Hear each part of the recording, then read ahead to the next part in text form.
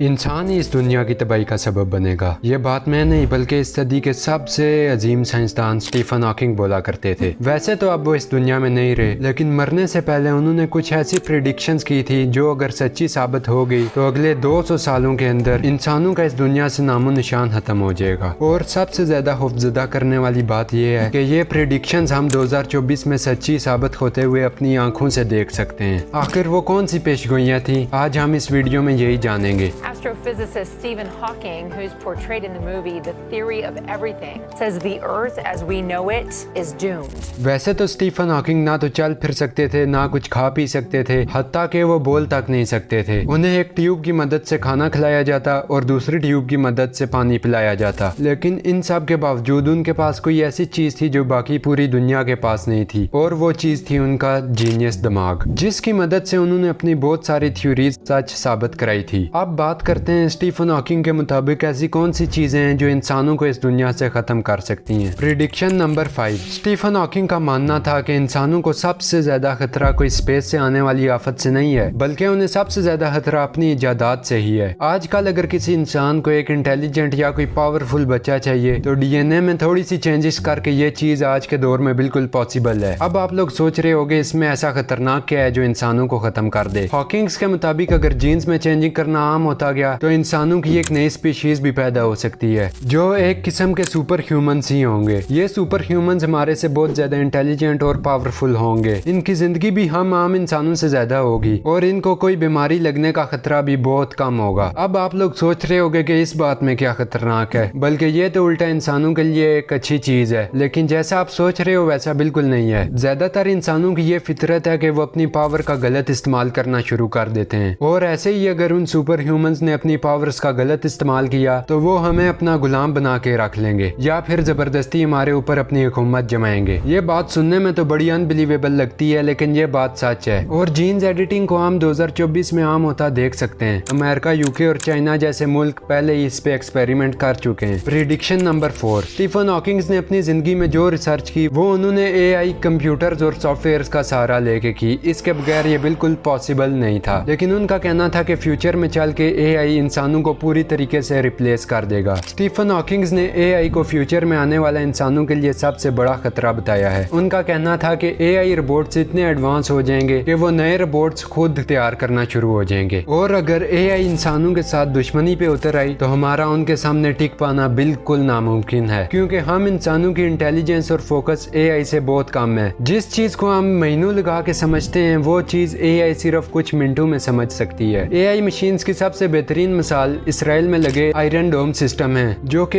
एक वक्त में बहुत सारी मिसाइल्स को टारगेट करके उन्हें हवा में ही एक्सप्लोड कर सकते हैं। ना सिर्फ इतना, बल्कि एक सेकंड के अंदर अंदर वो सिस्टम ये भी पता लगा लेते हैं कि कौन सा मिसाइल आबादी वाले इलाके में गिरेगा, और उसको वो पहले टारगेट करके एक्सप्लोड कर देते हैं। एआई के बारे में एलन मस्क ने भी बहुत सारी भयानक प्रेडिक्शंस की हैं। The danger of AI is much greater than the danger of nuclear warheads by a lot.